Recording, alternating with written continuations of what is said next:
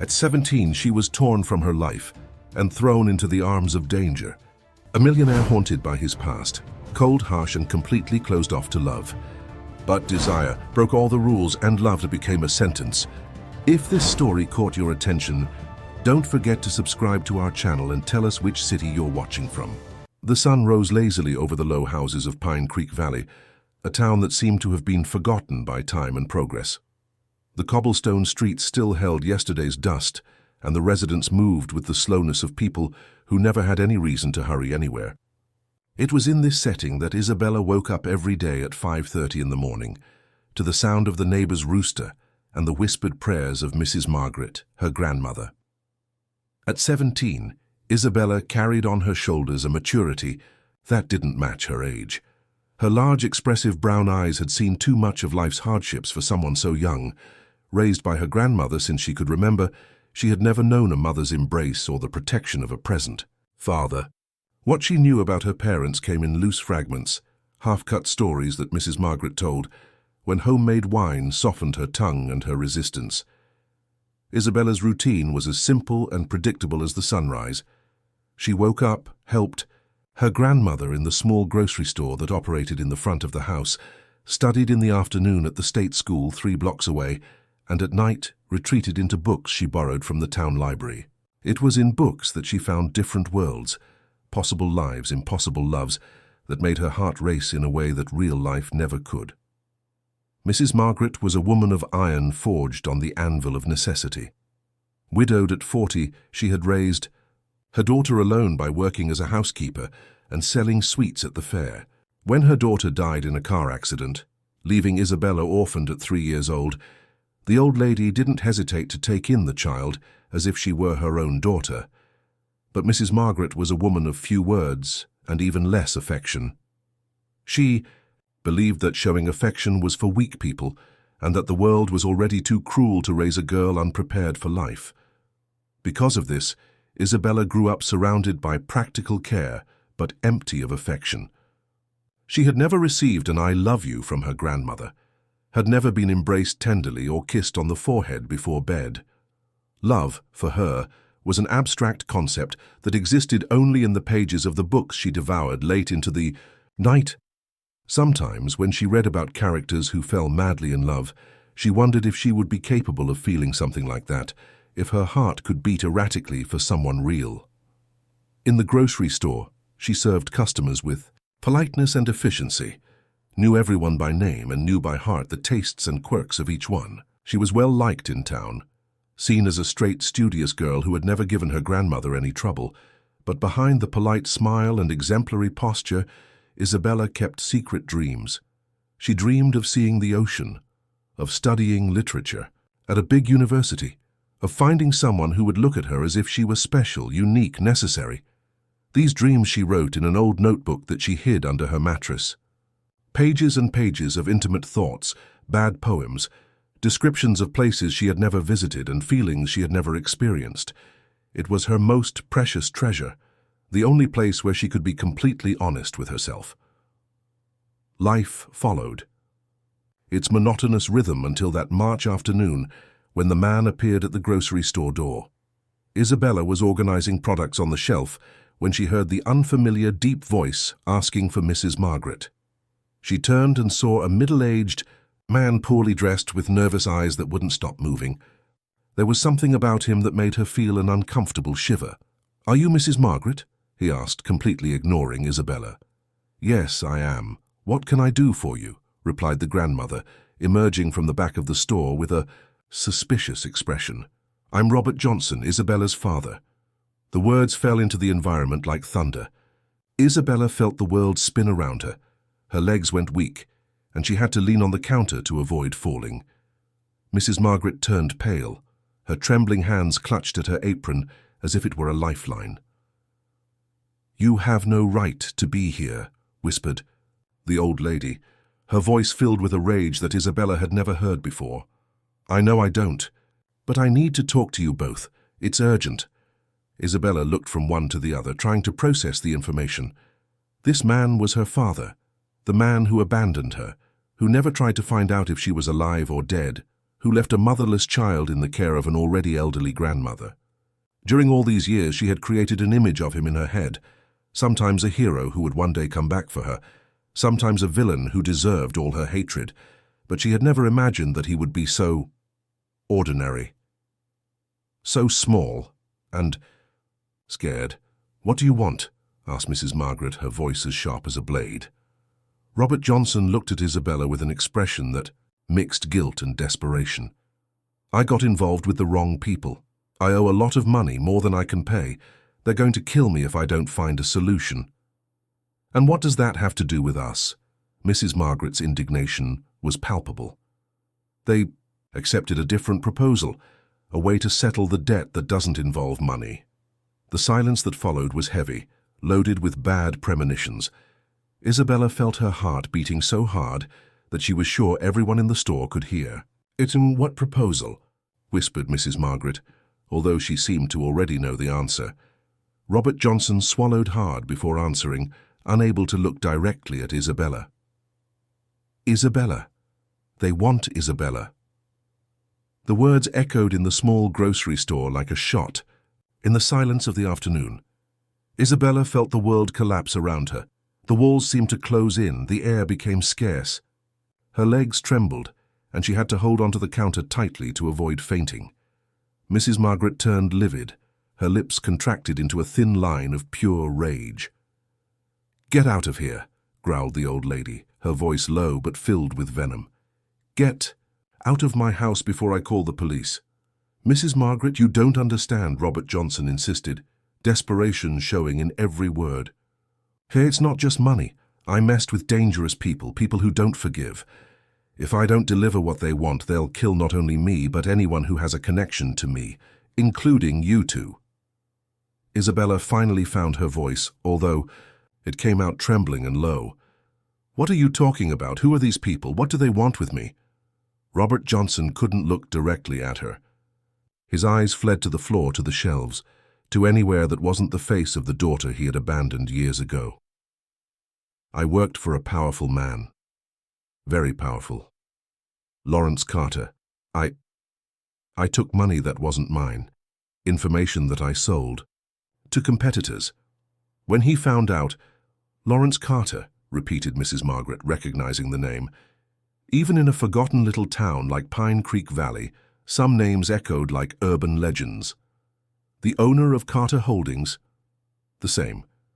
He said he'd accept a deal. Instead of killing me, he takes Isabella as his wife." The silence that followed was deafening. Isabella felt as if she were living a nightmare, as if at any moment she would wake up in her narrow bed in the small back room. This couldn't be real. This couldn't be happening to her. "Wife," she whispered, the word coming out of her mouth as if it were poisonous. "It's a marriage contract. 2 years. After that, you're free to leave or stay as you wish, and they guaranteed that your grandmother will be safe, well taken care of, for the rest of her life." Mrs. Margaret advanced toward Robert Johnson like a wounded beast. "You filthy creature! You have no right to decide my granddaughter's future. You abandoned her. For 17 years you disappeared from the world, and now you show up wanting to hand her over as if she were an object." "I don't have a choice," he shouted, losing his composure. "You think I wanted this. You think this is easy for me, but if I don't do this, we'll all be dead in a week." At that moment, as if the situation wasn't surreal enough, 2 men in dark suits entered the grocery store. They were tall, had cold looks, and moved with the precision of those accustomed to solving problems efficiently. One of them, younger, with brown hair and a small scar on his chin, addressed Robert Johnson directly. "Mr. Johnson, the boss is waiting for an answer." Robert Johnson swallowed hard. "Mark, I'm explaining the situation to them. I need more time." "There is no more time," replied Mark, his voice cutting. "Mr. Carter wants a decision now. Does the young lady accept the deal or not?" Isabella looked at the men, then at the father she barely knew, then at her grandmother who was trembling with anger and fear. Her mind was blank, unable to process the magnitude of what was happening. How had her life changed so drastically in a matter of minutes? How could she be being forced to make a decision that would change everything she knew? "And if I say no?" she asked, surprised by her own courage. The second man, older, with greying temples, answered coldly, "Then the deal is no longer valid. The consequences for your father and for you will be inevitable." The threat hung in the air like a toxic fog. Mrs. Margaret approached Isabella and pulled her behind the counter in an instinctive, protective gesture. "My granddaughter isn't going anywhere with you. She's underage." "Actually," Mark consulted. Some papers he took from his jacket. "Miss Isabella turned 18 last week. Technically, she's of legal age and can make her own decisions." Isabella had completely forgotten her own birthday. With so much hustle in the store and studying for college entrance exams, the date had gone unnoticed even by her. Mrs. Margaret had made a simple cake. They sang Happy Birthday alone, and life had followed its normal course. Now that date that should represent freedom was becoming the key to her prison. "I need to think," said Isabella, her voice firmer than expected. "I can't make a decision like this out of nowhere." "You have until tomorrow morning," replied Mark. "Mr. Carter is not a man who waits. If by 8 in the morning we don't have an answer, we'll consider that the answer is no." The two men turned to leave, but Mark stopped at the door and looked directly at Isabella. "Miss, can I give you some advice? Lawrence Carter is many things, but he's not cruel to those who don't deserve it. If you accept the deal, your life will change completely, but you and your family will be protected. If you refuse—" He shrugged. "Well, some fates are inevitable." After they left, taking Robert Johnson with them, the grocery store was plunged into a heavy silence. Mrs. Margaret collapsed into a chair behind the counter, seeming to have aged 10 years in a matter of minutes. Isabella remained standing, hugging herself, trying to stop trembling. "Grandma," she whispered, what do I do?" The old lady raised her eyes to her granddaughter, and for the first time in 17 years, Isabella saw tears in Mrs. Margaret's eyes. "My child," she said, her voice broken, "I don't know. For the first time in my life, I don't know what to do." That night, Isabella couldn't eat, couldn't study, couldn't read. She lay in bed, looking at the ceiling, trying to imagine what her life would be like alongside a man she didn't even know, in a world she had never been part of. And for the first time, she wondered if the dreams she wrote in her hidden notebook were worth the price of her freedom. Dawn came without Isabella having closed her eyes. She had spent the entire night sitting on the back porch, watching the stars disappear one by one, as if each one that vanished took with it a piece of the life she knew. At 5 in the morning, Mrs. Margaret joined her, bringing 2 cups of strong black coffee. They sat there, grandmother and granddaughter, in silence that said everything words couldn't express. Gradually, the little town began to wake up. The neighbor's rooster crowed. The first people passed by the street going to work.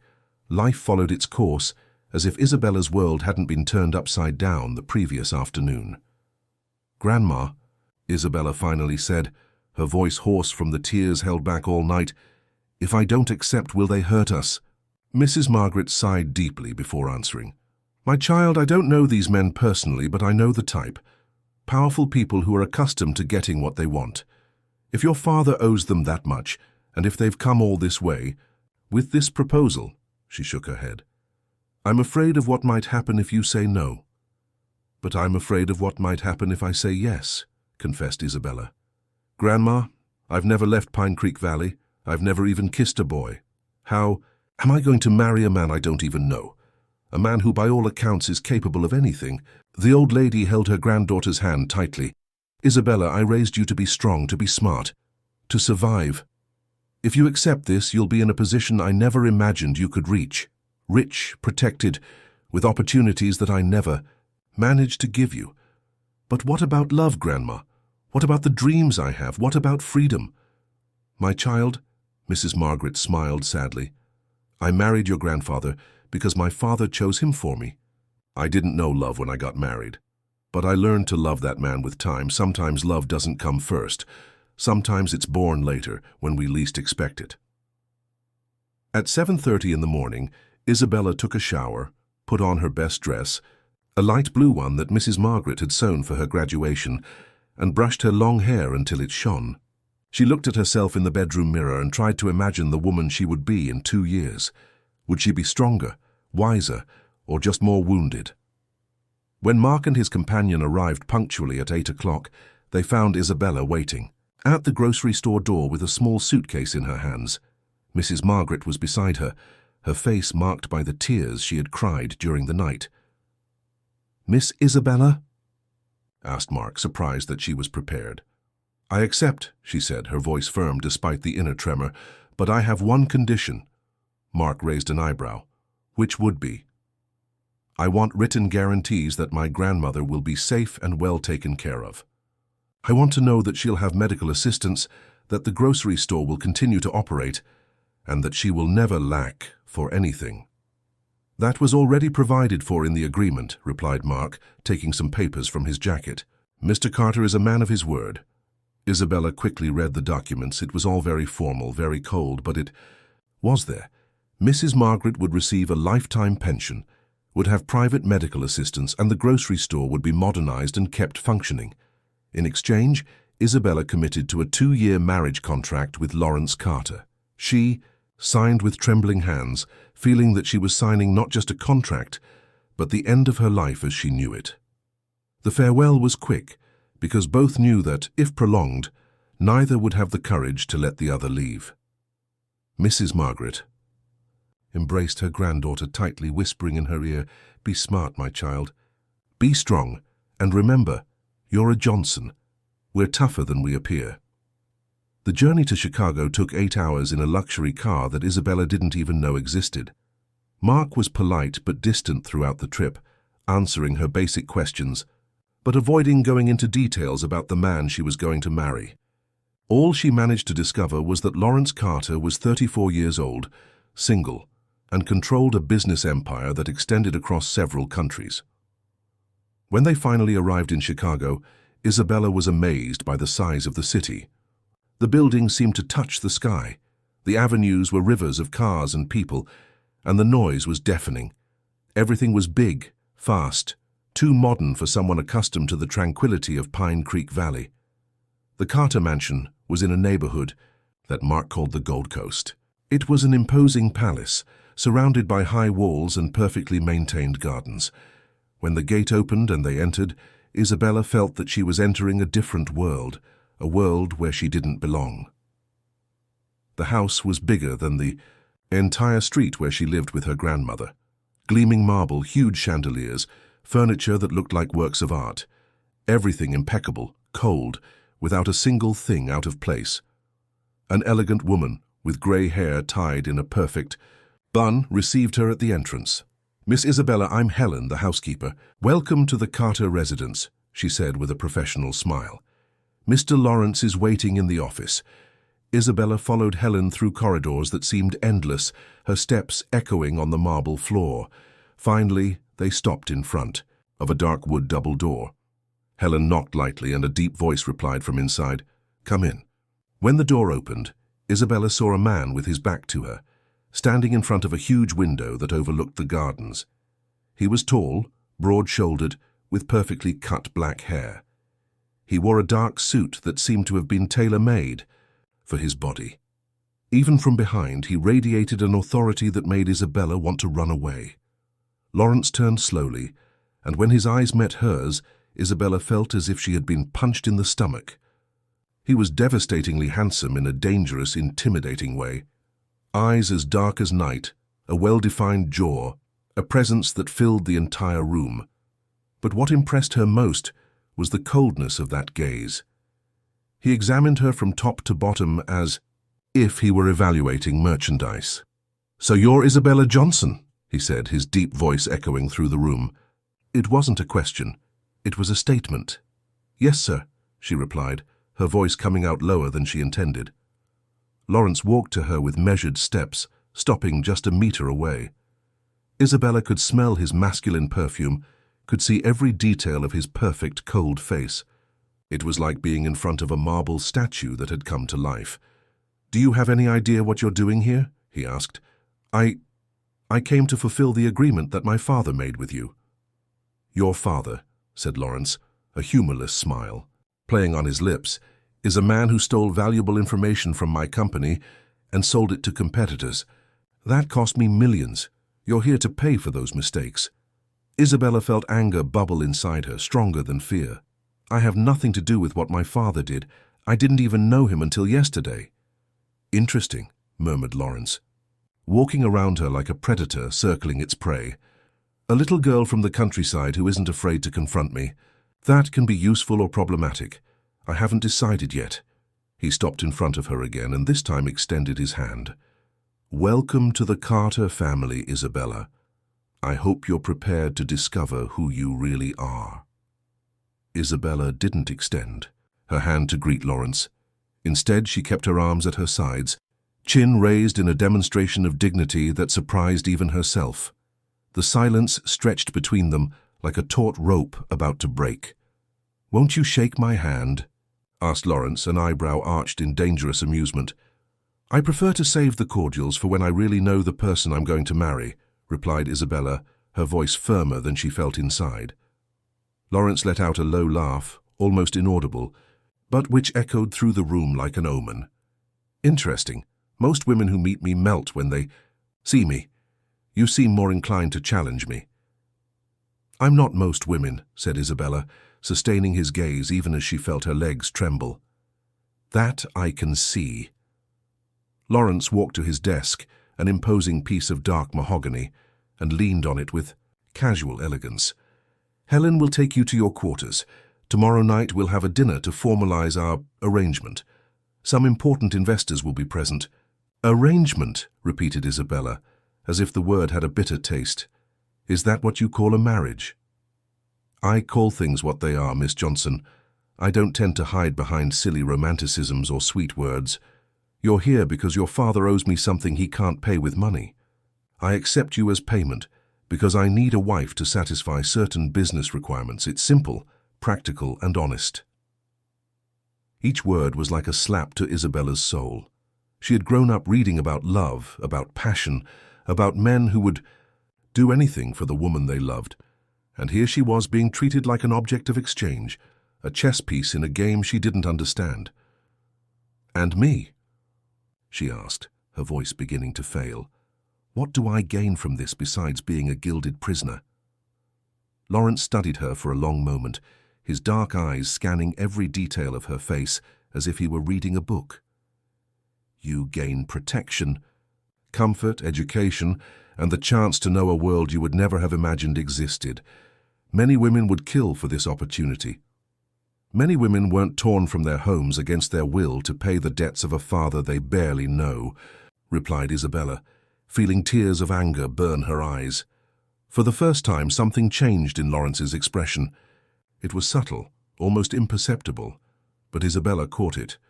For a fraction of a second, she saw something that could be understanding, perhaps even sympathy, but it lasted only an instant before his cold mask returned to place. "Helen," he called, and the housekeeper appeared immediately at the door as if she had been waiting. "Take Miss Isabella to the Blue Suite. Provide suitable clothes for her and a stylist for tomorrow. She'll need to be presentable for dinner." Helen approached Isabella with a maternal smile. "Please, miss, come with me." Isabella looked one last time at Lawrence, who had already turned back to the window, completely ignoring her presence. She followed Helen through the endless corridors, climbing a marble staircase that looked like a movie set, until they reached the second floor. The Blue Suite was bigger than Mrs. Margaret's entire house. It had a king-size four-poster bed, antique furniture of precious wood, a balcony overlooking the gardens, and a bathroom that looked more like a spa. Everything in shades of blue and gold, elegant and impeccable. "This will be your suite, miss," said Helen, opening the curtains to let the light in. "Your meals will be served here until you feel comfortable eating in the main dining room. If you need anything, there's an intercom on the bedside table." When Helen left, Isabella collapsed into an armchair near the balcony and finally allowed the tears to fall. She cried for the life she had left behind, for the grandmother who was alone, for the dreams that seemed to have turned to smoke. She cried for the girl she had been until yesterday and who would never exist again. After she had no more tears, she explored the room. In the closet, she found expensive clothes in her size, Someone had taken the trouble to discover her measurements. Designer dresses, brand-name shoes, fine lingerie, everything a luxury doll would need. On the bedside table, there was a folder with her name.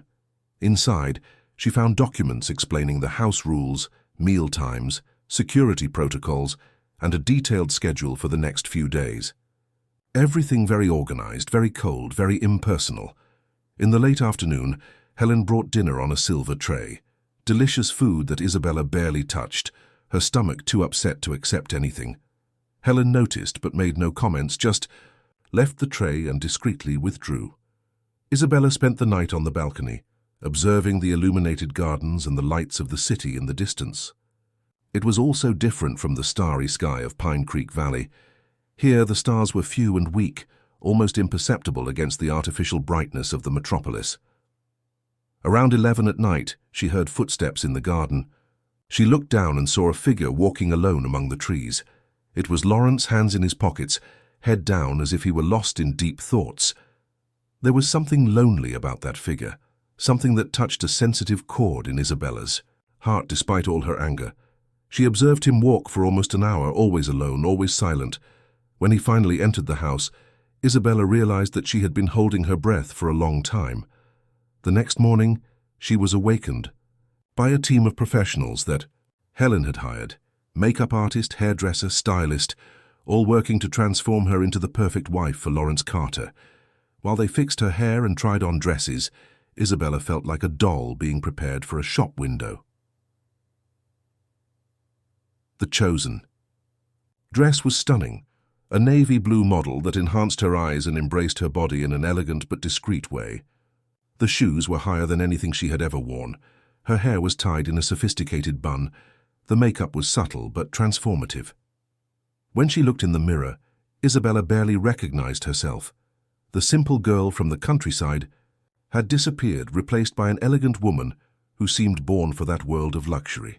"Mr. Lawrence will be very proud," said Helen, arranging the last details of the dress. "Proud of the merchandise he acquired." "You mean?" murmured Isabella, more to herself than to Helen. The housekeeper looked at her with a maternal expression. "Miss Isabella, may I give you some advice? Mr. Lawrence is not the man he appears to be. He has built walls around his heart, but those walls are not indestructible.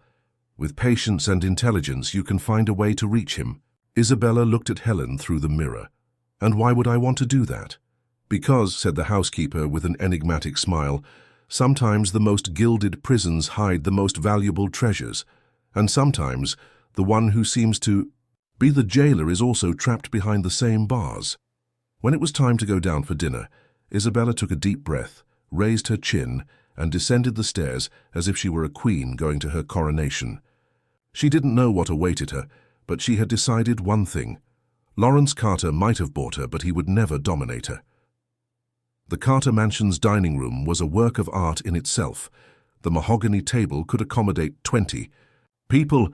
There were crystal chandeliers that looked like cascades of diamonds, and the walls were adorned with paintings that Isabella suspected were originals by famous artists.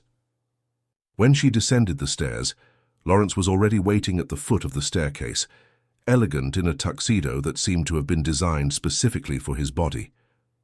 When their eyes met, something changed in the air between them. Lawrence stood motionless for a moment, his eyes traveling over her transformation almost imperceptibly. Isabella saw something flash in that cold gaze, surprise, perhaps even admiration, before he regained his composure.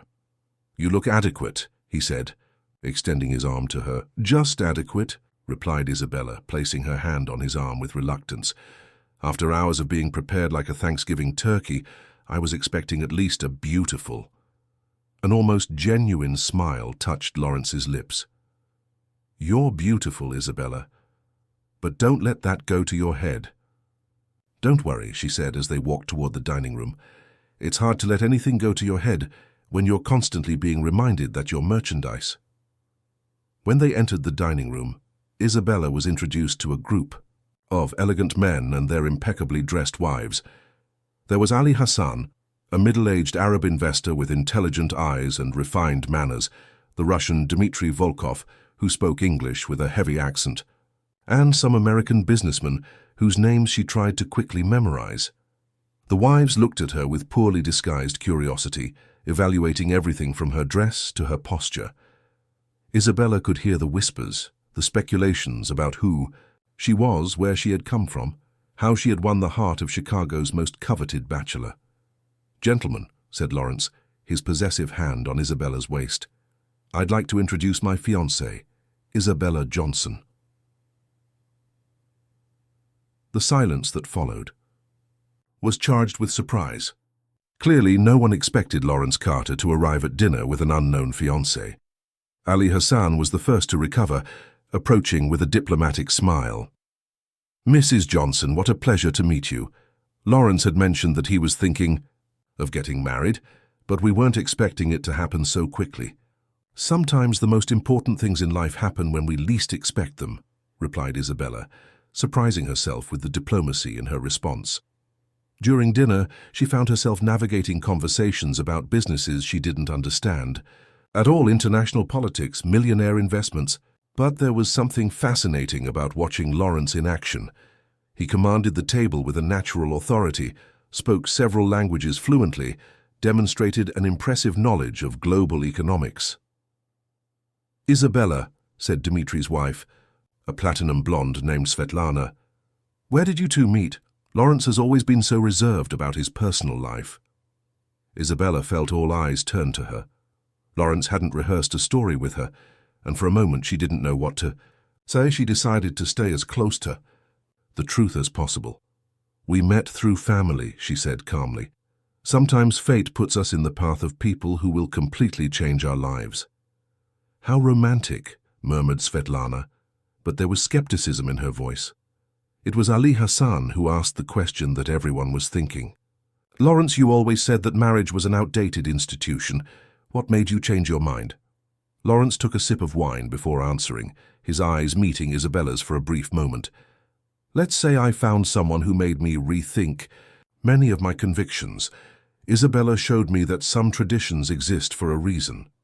The lie was told with such conviction that for a moment even Isabella almost believed it.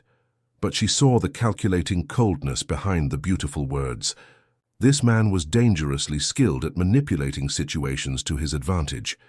"And when will the wedding be?" asked one of the American wives. "In 2 weeks," replied Lawrence without hesitation. "It will be an intimate ceremony, just for family and close friends." Isabella almost choked on her wine. 2 weeks? He hadn't even discussed this with her. After dinner, when the guests retreated to the terrace for cigars and digestives, Lawrence pulled Isabella to a more secluded corner. 2 weeks, she whispered, furious. "You didn't think you should consult me before deciding when we're going to get married. It's a business marriage, Isabella. The timing is determined by business needs, not romanticism," he replied coldly. "And if I say I'm not ready?" Lawrence moved closer, his voice low but laden with threat. "Then I'll remind you of the agreement you signed and the consequences of breaking that agreement." Isabella felt tears of anger burn her eyes, but she refused to let them fall in front of him. "You're a monster." "I'm a businessman," he corrected. "And tonight you did well. The investors were impressed with you." "Good to know they approved." "Of the merchandise," she said, her voice venomous. For the first time, Lawrence seemed genuinely irritated. His hands closed into fists and she saw a muscle jumping in his jaw. "Stop referring to yourself that way." "Why, that's exactly what I am to you." "No," he said, his voice lower, more dangerous. "You're much more complicated than any merchandise I've ever owned." Before Isabella could respond, Ali Hassan approached them. "Lawrence, I hope you don't mind the intrusion, but I need to talk about the Middle East contract." "Of course," said Lawrence, instantly back to professional mode. "Isabella, please go rest. Tomorrow we have a lot to discuss about the wedding preparations." As she climbed the stairs, Isabella heard fragments of the conversation between Lawrence and Ali Hassan. Words like family traditions, conservative values, and moral respectability reached her. She was beginning to understand that her marriage wasn't just about settling a debt. It was a crucial piece in some larger business plan. In her room, she got rid of the elegant dress and collapsed on the bed in her nightgown. For the first time since she arrived, she took paper and pen and began to write, as she used to do in Pine Creek Valley when she needed to organize her thoughts.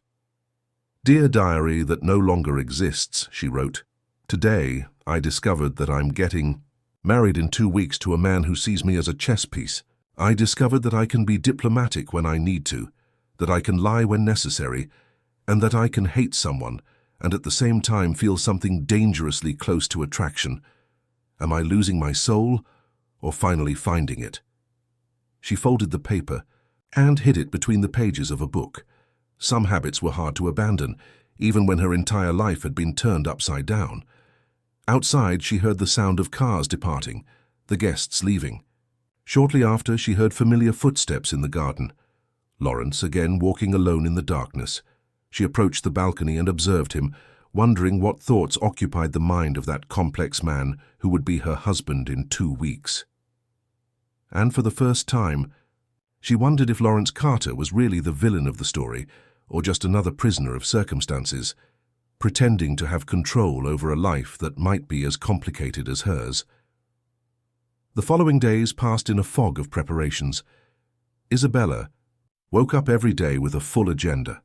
Wedding dress fittings, meetings with wedding planners, etiquette lessons with a French teacher that Helen had hired, all to transform her into the perfect wife for Lawrence Carter. During this period, she saw Lawrence only at dinners. He always arrived punctually at 8, impeccably dressed, and they talked about superficial matters while they ate. He asked how her days had been. She politely replied about the preparations, and both carefully avoided any subject that could generate conflict. But Isabella noticed that he observed her. When he thought she wasn't looking, she caught his gaze studying her movements, her expressions, as if he were trying to decipher a complex code.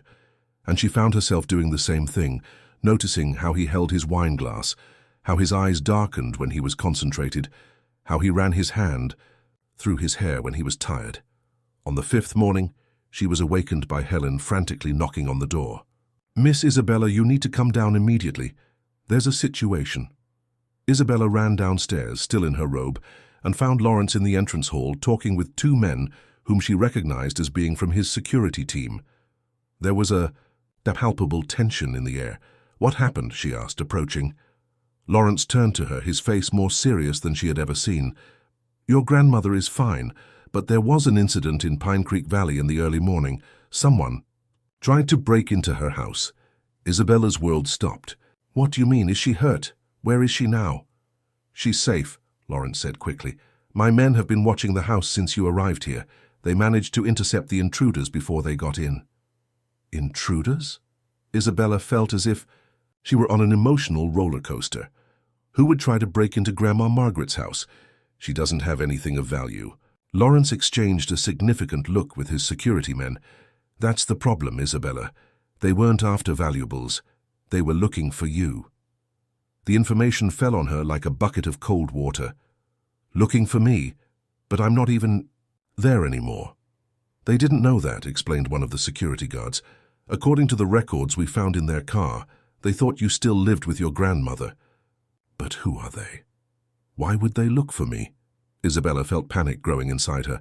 Lawrence hesitated for a moment before answering. "Isabella, when your father got involved with my company, he wasn't working alone. There were other people involved in the information theft scheme. People who now see you as a threat." "What kind of threat? I don't know anything." "They don't know that," said Lawrence, approaching her. "To them, you're someone who might have compromising information about their operations." Isabella collapsed into one of the entrance hall armchairs, trying to process the information. Her tranquil life in Pine Creek Valley had turned into a nightmare of dangers she couldn't even comprehend. "My grandmother," she whispered. "Where is she now?" "I brought her to Chicago," said Lawrence softly. "She's in a safe house with 24-hour protection. You can visit her whenever you want." "You brought her here? Without asking me?" "Isabella, there wasn't time for questions. Your life and hers were in danger." She looked at him, trying to understand if this was genuine concern or just protection of his investment. "Why are you doing this? Why do you care if something happens to me?" Lawrence was silent for a long moment. When he finally answered, his voice was lower, less controlled. "Because now you're my responsibility." "Responsibility," repeated Isabella, as if the word were poisonous. "It always comes back to that, doesn't it? I'm just another problem for you to solve." "No," he said, and there was something in his voice that made Isabella look directly into his eyes. "You're much more complicated than that." Before she could ask what he meant, Helen appeared in the hall. "Mr. Lawrence, Mrs. Valerie Adams is here. She says it's urgent." Isabella saw Lawrence stiffen at hearing the name. "Tell her I'm busy. She said if you don't receive her, she'll go straight to the press with a story about your marriage." Lawrence muttered a word that Isabella was sure wasn't appropriate to be said in the presence of ladies. "Send her to the office. And Isabella," he turned to her, "go up to your room. This conversation is not for you." "Who is Valerie?" asked Isabella, although something in the back of her mind already suspected the answer. "Someone from my past who should have stayed there," replied Lawrence dryly. Isabella went up to her room as instructed, but curiosity was greater than her.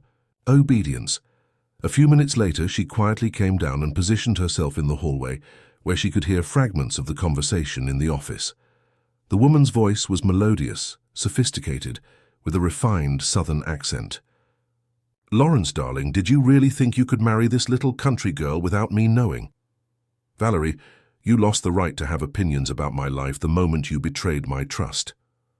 Oh, my love, still hurt about that little thing? I thought you were over it. You sold confidential company information to my competitors. That's not a little thing. It was a misunderstanding, Lawrence. And look, I'm here to make peace. You can't really be thinking of marrying that girl. She's so inadequate for you." Isabella felt the blood boil in her veins. Adequate or not, she didn't like being discussed as if she were an object. "My personal life is none of your business," said Lawrence, his voice icy. "Oh, but it is, darling. Especially when I discovered some very interesting things about your little fiancée. Did you know her mother had connections to your family? Very intimate connections." There was a heavy silence, and Isabella felt her heart accelerate. What was Valerie insinuating? "What are you talking about?" Lawrence's voice was dangerously low. "Let's just say that Clara Johnson was a woman who knew how to conquer powerful men. And your father, old Donovan Carter, was no exception." Isabella felt as if the floor had disappeared beneath her feet. Her mother knew Lawrence's father. How was that possible? "You're lying." "Am I?" "I have photos, Lawrence. Documents. Love. Letters. Your little fiancée may be much more than you imagine. She could even be—" Valerie made a dramatic pause. "Your half-sister." The silence that followed was deafening. Isabella held onto the wall to avoid fainting. This couldn't be true. This couldn't be happening. "Get out of my house," said Lawrence, his voice filled with a rage that made Isabella tremble even being upstairs. "Oh, Lawrence," Valerie's voice was full of false compassion. "You can't kill the messenger. I'm trying to save you from a terrible scandal. Imagine when the press discovers that you married your own sister. Get out." Isabella heard quick footsteps, a door slamming, and then the sound of something being thrown against the wall in the office. She ran up to her room, her heart beating so hard it seemed about to explode. Minutes later, she heard heavy footsteps in the hallway. Lawrence was pacing back and forth in the hall, clearly upset. Isabella approached the door and opened it slightly. "Lawrence," she called, her voice trembling. He stopped pacing and looked at her. His face was pale, his eyes wild. "You heard?" Wasn't a question. "I heard." "Is it true?" she whispered. "About my mother and your father?" Lawrence ran his hands through his hair, destroying the perfect hairstyle. "I don't know, but I'm going to find out." They looked at each other across the hallway, two strangers united by a business agreement that had suddenly become something much more complicated and much more dangerous. The next 3 days were the most torturous of Isabella's life. Lawrence had cancelled all the wedding preparations and locked himself in the office with a team of private investigators, determined to discover the truth about Valerie's accusations. Isabella, in turn, could barely eat or sleep, haunted by the possibility of falling in love with her own brother, because she was falling in love. That was the terrible truth that she could no longer deny to herself. Each look from him made her heart race. Each accidental brushing of hands sent electric shocks throughout her body. And now this attraction that had grown silently could be the most wrong and forbidden thing in the world. On the morning of the 4th day, Helen knocked on the bedroom door with breakfast and news of Mrs. Margaret. "Your grandmother is asking." "For you, miss. She doesn't understand why she was brought to Chicago so abruptly." "How is she?" asked Isabella, trying to focus on something beyond the agony that consumed her thoughts. "Confused, worried. She wants to talk to you and—" Helen hesitated. "She said she has important things to tell you about your mother." Isabella felt her stomach turn. "What kind of things?"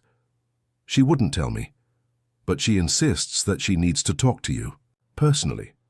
An hour later, Isabella was in an armored car on her way to the safe house where Mrs. Margaret was staying.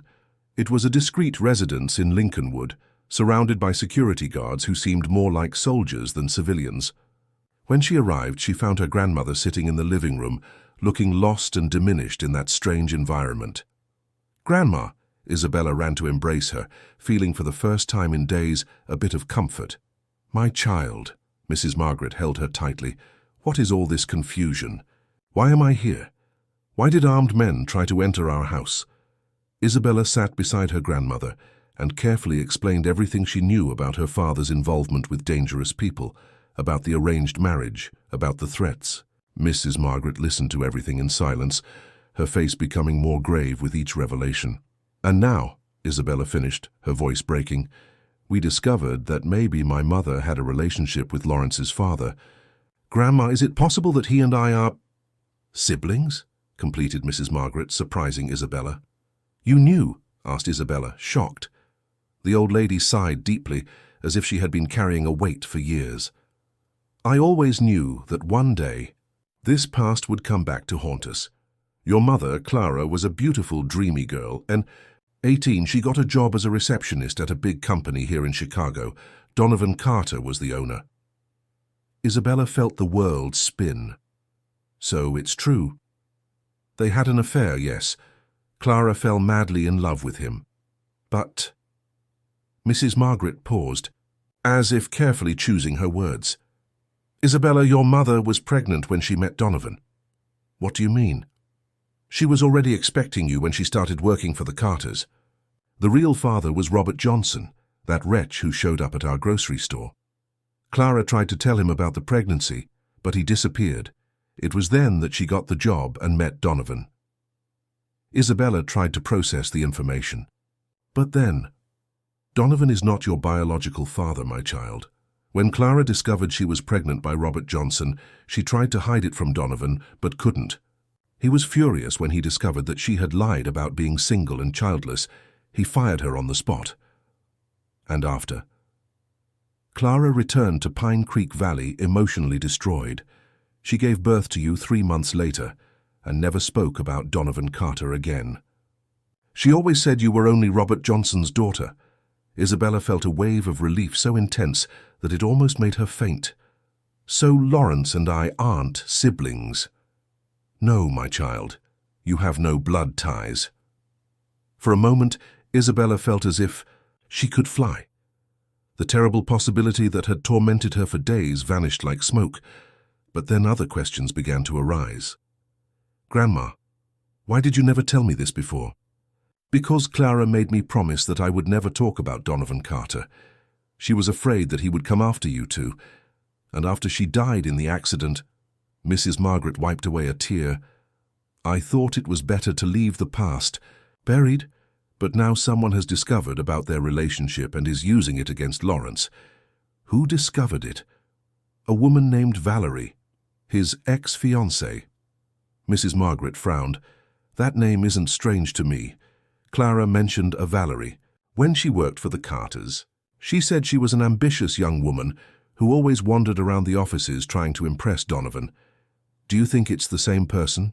"It's possible, and if it is, she knows very well that Clara was pregnant before meeting Donovan. This woman is deliberately lying." Isabella drove back to the mansion with a lighter heart than she had had in days. Lawrence wasn't her brother. She could admit to herself what she felt for him without horror or guilt. But at the same time, she was furious with Valerie for planting that cruel and torturous doubt. When she arrived home, she found Lawrence in the office, surrounded by papers and documents.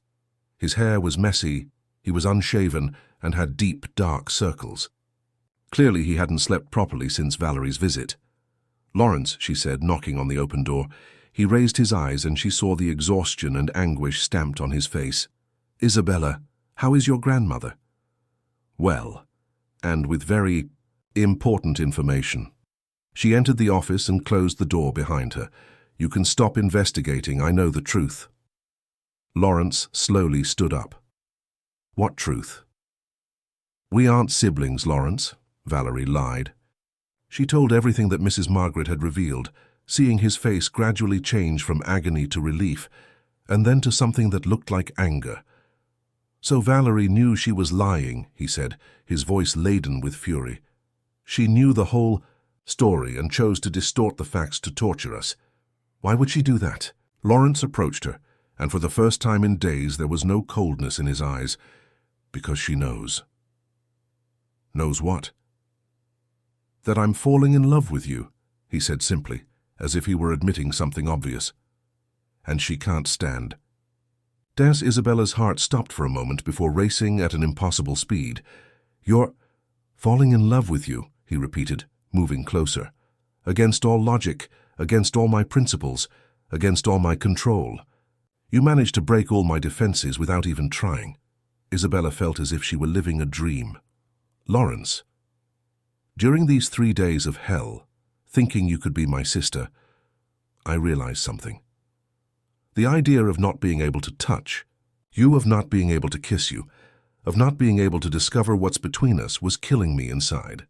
He stopped a few inches from her, so close that she could feel the heat of his body, the aroma of his perfume mixed with the smell of a tired and worried man. "And now that I know I can," she whispered. "Now," he said, raising his hand to touch her face. "I want to discover if you feel the same." When their lips met, it was as if the whole world had stopped. 3 days of agony, weeks of repressed sexual tension, all the attraction they had denied, exploded in that kiss. It was sweet and desperate at the same time, full of relief and desire in something that both were afraid to name. When they finally separated, both were breathless. "Isabella," whispered Lawrence against her lips, "do you still want to marry me?" This time, she didn't hesitate. "Yes, but not because of contracts or debts or Arab investors." "Why then?" She smiled, and for the first time since she arrived at that house it was a genuinely happy smile. "Because I'm falling in love with you too." But outside the office, hidden behind the hallway curtain, Valerie observed everything with eyes, gleaming with rage. If she couldn't win Lawrence back with lies, she would find another way to destroy that relationship. And this time it would be much crueler. In the 2 weeks that followed the revelation of their feelings, the atmosphere in the Carter mansion changed completely. Lawrence, who had previously maintained a cold and calculating distance, now looked for any excuse to be near Isabella. They dined together every night, walked through the gardens at dusk, and he began to show her aspects of his life that he kept hidden from the world. Isabella discovered that Lawrence collected ancient poetry books, that he played the piano when he was stressed, and that he had created a scholarship program for underprivileged children in memory of the mother who had abandoned him. Beneath the cold and relentless armor, there was a deeply wounded man who had learned not to trust anyone. "Why do you never show this part of yourself to the world?" she asked one night, while he played a melancholy melody on the piano in the music room. "Because vulnerability is perceived as weakness in my world," he replied without stopping playing. "And weak men don't survive in the businesses I conduct. But with me you don't need to pretend to be invincible." Lawrence stopped playing and turned to her. "With you, Isabella, I discover that I don't want to pretend anymore." The wedding was rescheduled, this time as a true celebration of love. Isabella chose a simple but elegant dress and insisted that Mrs. Margaret be present. The ceremony would be small, intimate, only with people who really mattered to them. 3 days before the wedding, Isabella was in her room choosing jewelry when Helen brought a folder that had arrived by special courier. "It came addressed specifically to you, Miss Isabella." Inside the folder were documents that made Isabella's blood freeze in her veins. It was a copy of the original contract she had signed, but with additional pages that she had never seen before. And there, in fine print at the end of the document, was the clause that changed everything. If the contracted party develops genuine romantic feelings for the contracting party before the 2-year period is completed, all financial benefits guaranteed to the contracted party's family will be automatically cancelled, including lifetime pension, medical assistance, and maintenance of the commercial property. Isabella read and reread the clause, feeling as if she was suffocating. If she married Lawrence for love, her grandmother would lose everything. The pension, the medical assistance, the security that Lawrence had promised, everything would disappear. Along with the contract was a handwritten note with Valerie's elegant handwriting. "Dear Isabella, I bet Lawrence forgot to mention this little detail. He has always been cruel, but making a young woman choose between love and family security is low even for him. Kisses V." With trembling hands, Isabella reread every word of the documents. It couldn't be true. Lawrence wouldn't do this to her. But there it was, her own signature on the first page, agreeing to terms she hadn't completely read. She ran downstairs to Lawrence's office, the crumpled papers in her hands. She found him on the phone speaking in English with someone about investments. When he saw her state, he immediately hung up. "Isabella, what happened? You're pale." "This," she said, throwing the papers on his desk. "Explain this to me." Lawrence took the documents, and his expression changed instantly when he saw what they were. "Where did you get this? Does that matter? Is it true? Does this clause really exist?" Lawrence closed his eyes for a moment as if gathering courage. "Yes." The word fell between them like a bomb. Isabella felt as if she had been punched in the stomach. "Why?" she whispered. "Why didn't you tell me?" "Because when this clause was written, I thought you would never fall in love with me. I thought it would just be an obligation for 2 years. And now? Now that you know I love you, will you activate this clause? Will you leave my grandmother helpless?" "Never," said Lawrence, standing up and walking toward her. "Isabella, I would never do that to you or your grandmother." "But the clause is there, legal and valid. I'll annul that clause. I'll rewrite the entire contract." "Can you do that?" Lawrence hesitated for a fraction of a second, and it was enough for Isabella to realize that there was something more. "Can you or can't you?" she insisted. "It's complicated," he admitted. "The original contract was signed in the presence of several investors, including Ali Hassan. For them, our union is part of a larger business agreement. If they discover that it has turned into something personal, they can cancel the investments," completed Isabella, understanding the trap. "And without those investments, my company could face serious difficulties. Difficulties that would affect not just me, but hundreds of employees." Isabella collapsed into a chair, feeling the weight of the situation. "So we're stuck. If I admit that I love you, my grandmother is left helpless. If you admit that you love me, your company could go bankrupt." "There's a way out," said Lawrence, kneeling beside her chair. "We can wait. We can hide our feelings for 2 years, until the contract naturally expires." "Hide our feelings?" Isabella looked at him, as if he had gone crazy. "Lawrence, we couldn't hide what we feel for even 2 days. Then what do you want me to do?" He exploded, standing up and running his hands through his hair. "Do you want me to destroy my company? Do you want me to leave hundreds of people unemployed? Do you want me to break all the agreements that keep this empire functioning?" "I want you to be honest with me," shouted Isabella back, also standing. "I want you to stop treating me like a chess piece in a game where only you know the rules. I'm trying to protect you. By lying to me, manipulating me. Lawrence, during these weeks I thought I finally knew the real man behind the mask. But maybe the mask is all that exists." The accusation hit Lawrence like a slap. He stood motionless, for a moment, his eyes darkening with pain. "Do you really believe that?" he asked, his voice low and hurt. Isabella looked at the man she had learned to love and tried to separate the person from the relentless businessman. "I don't know what to believe anymore." At that moment, Mark entered the office running, clearly agitated. "Mr. Lawrence, excuse the interruption, but we have a situation. Valerie Adams just gave an interview to the Chicago Tribune." "What kind of interview?" asked Lawrence, immediately in professional mode. "She said she has proof that your marriage is a farce, set up just to impress conservative investors. She says she has recordings of conversations between you and some businessmen discussing how to use a virgin from the countryside to close deals in the Middle East." The silence that followed was deafening. Isabella felt as if the world was collapsing around her for the second time in a few minutes. "Does she have those recordings?" asked Lawrence. "We don't know yet, but if she does..." "If she does, we're finished," completed Lawrence. "The investors will realize they were manipulated, and our credibility will be destroyed."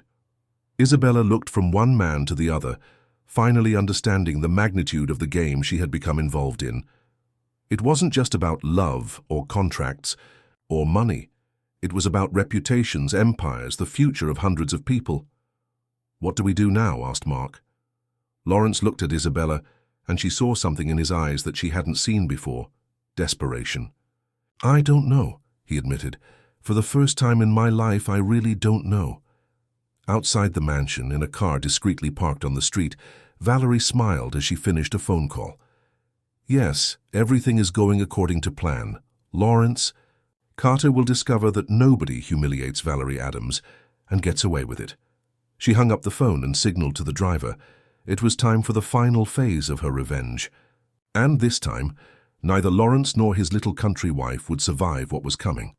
The Chicago Tribune headline the next morning was devastating: "The Billionaire's Fake Marriage, How Lawrence Carter Fooled Investors with a Pretend Wife." The article, signed by Valerie Adams as a source close to the family, detailed supposed recordings where Lawrence had allegedly discussed with advisors about using a virgin from the countryside to impress conservative Arab investors. Isabella read the entire article on the tablet that Helen had brought with breakfast, feeling nausea grow with each paragraph. Valerie had distorted real conversations, created false quotes, and painted a picture of Lawrence as a cold manipulator who used women as disposable objects. Lawrence's phone wouldn't stop ringing. Furious investors, journalists wanting statements, lawyers trying to contain the damage. At 10 in the morning, Ali Hassan and Dmitry Volkov were in the office demanding explanations. "Lawrence," said Ali Hassan, his voice as cold as Isabella, had never heard. "You assured us that this marriage was based on genuine traditional values. If we discover that we were deceived..." "You weren't deceived," insisted Lawrence. "My feelings for Isabella are real." "But the marriage started as a business arrangement," asked Dmitry, getting straight to the point. Lawrence hesitated for a fraction of a second, and it was enough. Ali Hassan stood up, clearly insulted. "We consider our partnership ended. Mr. Carter, we will be withdrawing all investments by the end of the week." After the investors left, Lawrence remained alone in the office, surrounded by the wreckage of years of work. Isabella found him sitting in the armchair, his head in his hands. "How many jobs will be lost?" she asked softly. 450 direct employees," he replied without raising his head. "Maybe more, depending on which projects we'll have to cancel." "And it's all my fault." Lawrence finally looked at her. "No, it's my fault. I created this situation. I turned our relationship into a weapon that Valerie could use against us." Isabella approached him, touching his face with tenderness. "Is there still some way to save the company?" "Only one," he said, covering her hand with his. "If you agree to make a public statement denying that you fell in love with me, if we can convince the investors that our marriage continues to be just a business arrangement. Lie about what I feel for you. Lie to save hundreds of jobs." Isabella closed her eyes, feeling the weight of an impossible decision. "And after, we live a lie for the rest of our lives." 2 years, said Lawrence. "Just 2 years until the contract expires. After that..." maybe we'll have completely destroyed each other. Before Lawrence could respond, Mark burst into the office, his face pale with terror. "Mr. Lawrence, we have a bigger problem. Much bigger." "What could be worse than this?" asked Lawrence, gesturing to the newspapers spread over the desk. "Richard Murray was found dead at a marina in Michigan City this morning." Isabella saw Lawrence instantly turn pale.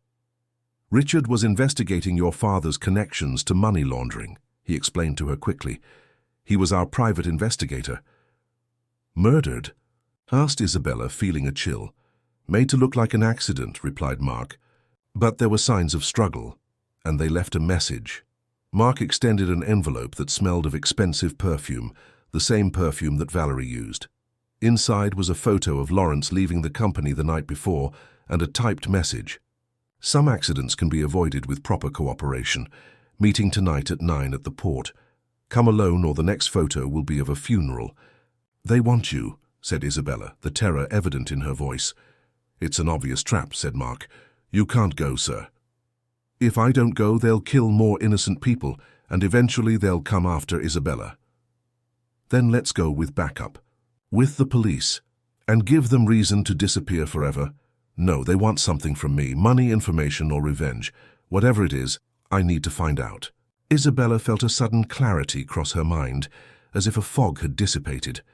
For weeks she had felt like a passive piece in other people's game, but no more. "I'm going with you," she said. "Absolutely not," Lawrence and Mark replied in unison. "You don't understand," said Isabella, a new strength in her voice. "They don't just want Lawrence, they want to use me against him. I'm the lever they'll use to get what they want." "Exactly why you can't go," said Lawrence. "No," said Isabella, standing up with a determination that surprised both men. "Exactly why I should go, but not as a victim, as a player." She turned to Mark. "How many trustworthy men do we have?" "For rescue operation, maybe 15 highly trained men." "And access to surveillance equipment, bugs, trackers?" Mark raised an eyebrow, impressed with her line of reasoning. "Yes, we have." "Then here's what we're going to do," said Isabella, surprising herself with the calm in her voice. "They expect Lawrence to show up desperate and alone. Instead, we're going to give them exactly what they want, a negotiation, but on our terms." "Isabella," said Lawrence, concerned, "these people are dangerous. They killed a man today." "And they'll kill you tomorrow if we don't stop this today," she replied. "Lawrence, for all these weeks you've protected me. Now let me help protect you." She turned to the window, looking at the gardens where she had walked so many times, feeling like a prisoner. "I'm no longer the scared girl who arrived here. These people want to play a game, then let's play, but let's play to win." Lawrence looked at her as if he were seeing her for the first time. The transformation was impressive, from the insecure young woman from Pine Creek Valley to a woman who radiated determination and strategic intelligence. "What do you have in mind?" he asked. "First, let's give them a demonstration that our marriage really is just business. I'll make this public statement you mentioned, denying any feelings for Isabella. Let me finish. I'll make this statement and it will be broadcast to the entire country, but it won't be true. It will be an act to lower their guard." "And then?" A dangerous smile touched Isabella's lips. "Then we go to the meeting at the port, but not alone and not unprotected. We'll give them exactly what they deserve." The next few hours were a military operation. Isabella recorded an emotionally devastating statement for the cameras, denying any love for Lawrence, and affirming that she would honor the commercial contract until the end. It was an Oscar-worthy performance. Genuine tears, broken voice, each word planned to seem like a forced confession. The statement aired at 6 in the evening on all channels. At 7, Ali Hassan called, saying he was reconsidering cancelling the investments. At 8, Mark confirmed that all surveillance equipment was in place. At 9 o'clock sharp, an armored car was heading to Michigan City port. Inside, Isabella held Lawrence's hand, both knowing that in the next few hours they would discover if the love they felt for each other was strong enough to survive what was coming.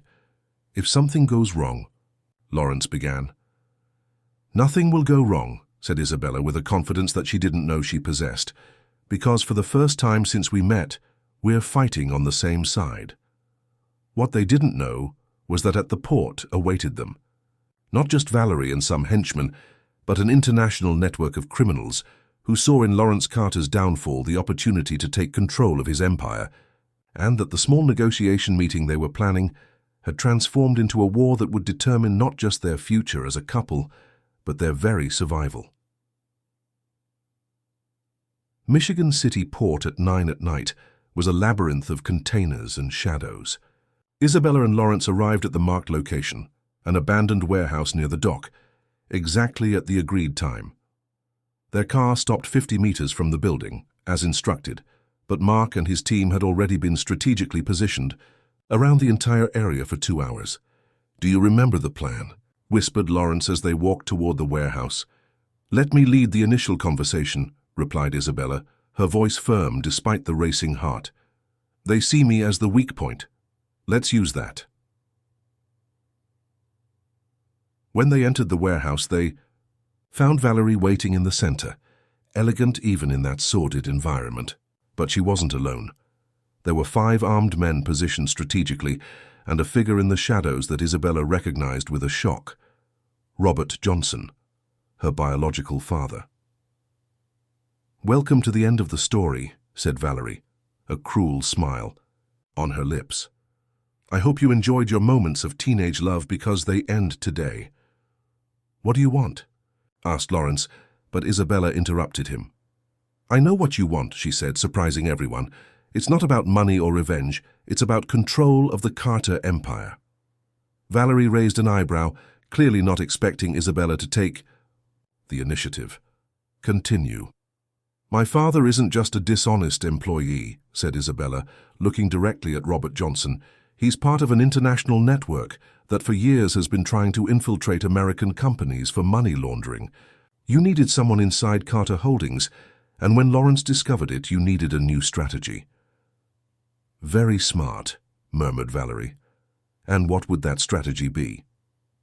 "Cause Lawrence's social and financial ruin, force the marriage to be annulled, and use the resulting chaos to take control of the company through hostile acquisition," continued Isabella.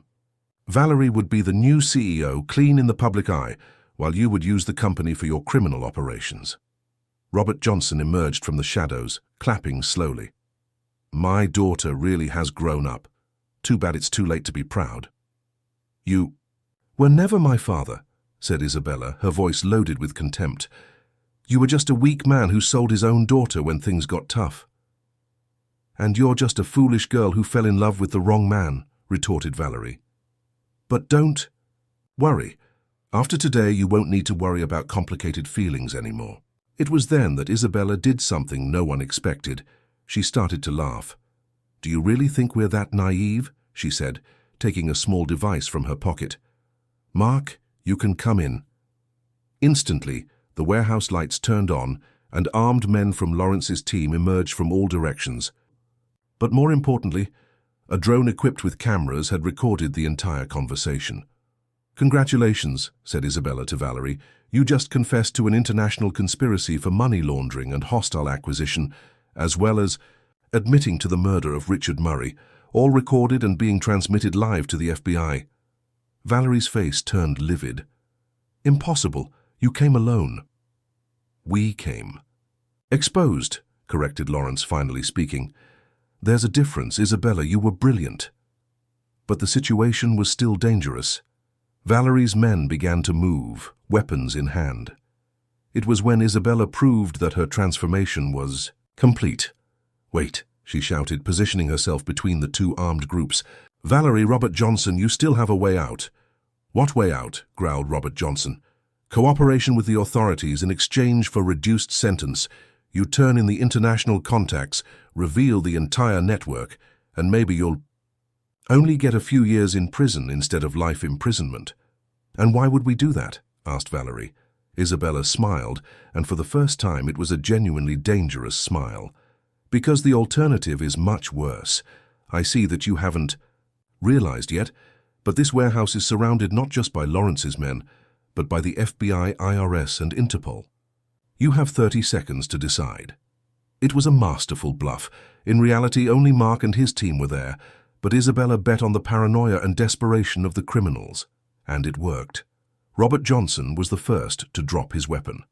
I'll cooperate. I'll tell everything I know. One by one, the others followed. Only Valerie resisted, hatred gleaming in her eyes. You may have won this time, she said to Isabella, but Lawrence will never truly love you. You'll always be just the country girl he bought. Maybe, said Isabella calmly, but I'd rather be the country girl he chose to love than the sophisticated woman he despised. When the police actually arrived, Mark had called them as soon. As the confessions began, they found all the criminals already detained and a complete recording of their confessions. 3 hours later, Isabella and Lawrence were back at the mansion, exhausted but victorious. The balcony of her room offered the familiar view of the illuminated gardens, but everything seemed different now. Ali Hassan called, said Lawrence, approaching her. He saw the live transmission of the confessions. Not only is he maintaining the investments, but he's bringing new partners. Apparently, having a wife who confronts international criminals is very impressive to Arab investors. And the contract clause? Officially annulled this afternoon, our lawyer found a legal loophole. Contracts signed under coercion are void.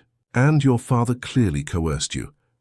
Isabella turned to him, finally allowing all the tension of the night to dissolve. So we're free? Completely free. Lawrence approached, touching her face with tenderness. Free to choose what we want to be. And what do you want to be? Your husband, not because of contracts or investors or obligations, but because I fell in love with an extraordinary woman who is much more courageous and intelligent than I ever imagined. Even knowing that I'm still the girl from the countryside? Lawrence smiled, and it was the first genuinely happy smile she had seen on his face. Especially knowing that. Isabella, you taught me that strength doesn't come from being invulnerable. It comes from having someone for whom it's worth being vulnerable. When they kissed this time, it was different from all the other kisses. There was no desperation or uncertainty or fear. There were just two people who had chosen to love each other despite all the odds against them. So, said Isabella when they separated, what do we do now?